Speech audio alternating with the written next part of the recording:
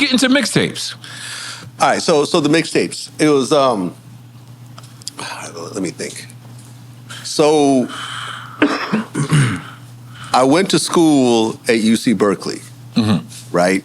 Which is, right next to Oakland. And for the first time, I was seeing actual real rappers walking around the street, like the hieroglyphics. Oh, wow. A Plus and OPO would just be on Telegraph Ave.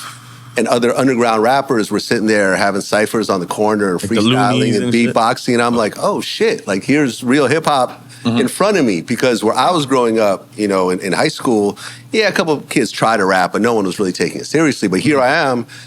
And these kids are signed to major labels, and we're listening to their CDs. So I started producing. I played a little bit of band in high school. I played saxophone and stuff like that. So, I had a little bit of musical kind of training. So I started making beats.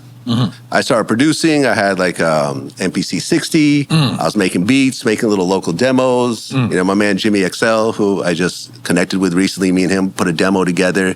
And I kept making beats. And one day I had a house party, and the DJ who DJ'd there ended up leaving his equipment overnight. He was going to pick it up the next morning. So I jumped on the turntables, and I just made a mixtape that first night. It just naturally came. Wow. It was just, because I'd been practicing, structuring beats, so it kind of came natural. And I just recorded it live, and I'm like, wow, I just made a mixtape. Right. You know what I'm saying? Right. And so I started DJing and kind of, I started doing house parties and everything else like that. And I was like, yo, I love this feeling. Right. I love it. And I realized that if I really wanted to take it seriously, I'd have to move to New York, where the mixtape epicenter was. Okay, going too fast. Hold on, let's calm you down. Sorry. That was my next question. Sorry. All right, so look, because this is what me and you always debate about. At this time, New York was the epicenter, right? For the longest, of course. But you being close to the Bay, did you not think, let me try LA first? Because you're going across the coast. LA didn't have the mixtape scene. Okay. They had dope DJs. Now, who's ruling the mixtape scene? DJ Clue?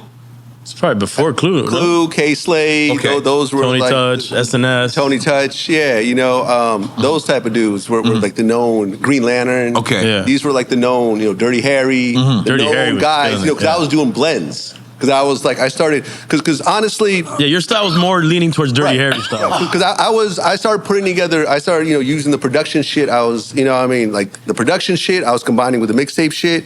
And I was actually the first DJ to release a mixtape on the internet. What? Yeah. The Rap Phenomenon series? Way before. Before that? It was actually a Cypress Hill mixtape called Soul Assassination. Wait.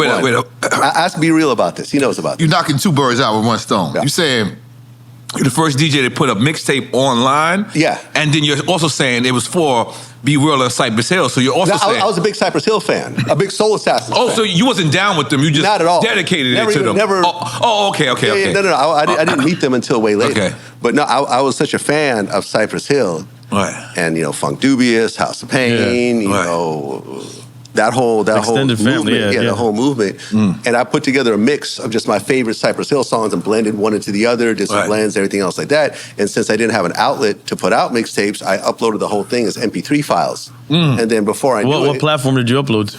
Do you remember? Napster. Okay. And my own website, DJ Vlad. I made my own, website, djvlad.com, and download my mixtape. Right. One long 60-minute file. One file, you know what I'm saying? Right. And before I knew it, people in Sweden and Czech Republic and Australia were hitting me. And I'm like, yo, we bump this thing in our youth center all the time. And I'm like, I think I'm onto something here. For the first time, I'm like, yo, my shit's actually kind of being recognized outside of my bedroom. And what year is that? Early 2000? 2001.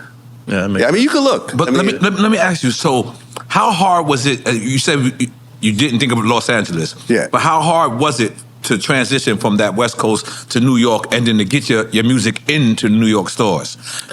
Shout out to Because these kids nowadays, they press one button and that shit is everywhere. They don't know that you have to physically bring it. So I would like you to explain that.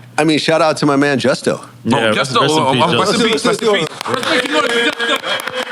Justo helped out the whole mixtape Mixtape DJ Awards, community. right? I Mixtape got Awards. an award. Justo, I'm sure rest you in probably peace. got one. I got a couple of awards. Yeah. So Justo of Justo's Mixtape Awards. I reached out to him and I'm like, yo, I do mixtapes. He was like, okay, let me check it out. Oh, okay, you know, I like your stuff, whatever. And I'm like, I'm thinking about moving out to New York. He's like, okay, when you come out, hit me up. Right. So when I got out there, I hit him up and he took me Canal Street, Wow. Jamaica, Queens, Wow.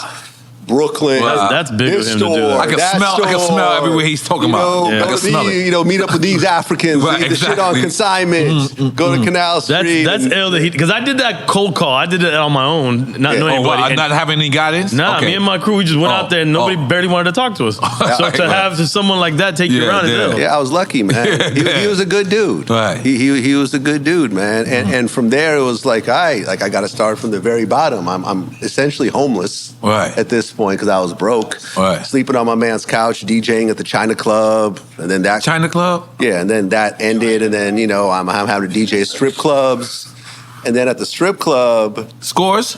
No, I wish. I wish. It was just a dead-ass strip club that was dying on Coney Island Boulevard. Oh, okay. And Dirty Harry came in. Wow. And me and him chopped it up, and that's when we formulated the idea of doing the first Biggie Rap Phenomenon mixtape. Wow.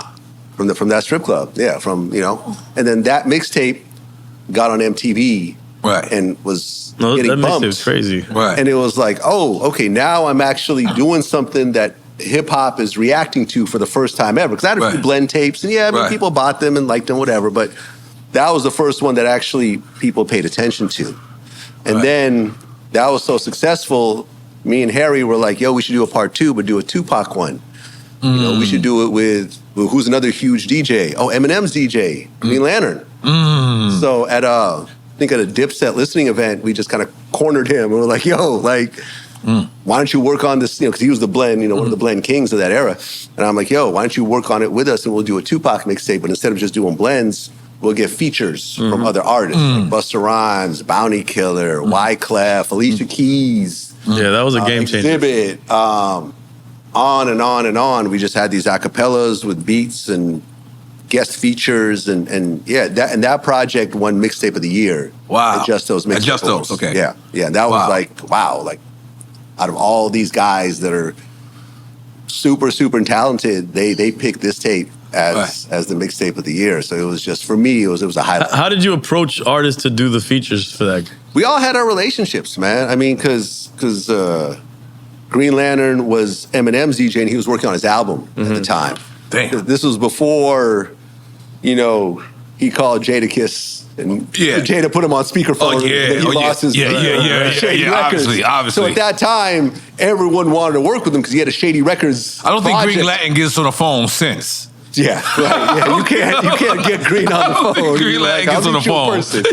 Yeah, so everyone was flocking with him, and then of course, Dirty Harry. He was Alicia Keys' DJ. So he I didn't got know her. that. That's dope. At the time. I mean, he put her on one of his early joints, so they formed a relationship. And Damn, then I didn't know that. I'm hustling. I'm networking. I get introduced to Bun B. I get on the phone with him, and he boom gives me a verse super quick. And because I'd imagine it would have been, sorry to cut, but I'd imagine it would have been hard for them to envision what you guys were actually doing. Well, it was new. not exactly, because a lot of them were fans of the Biggie mixtape. Oh, okay. So you already had that. We so had the that, second one was the one that had the features first. Yeah, the first one didn't have any features. Okay, was got just it. blends. Okay. Yeah, but the second one had the real features, almost like a mini album. Right.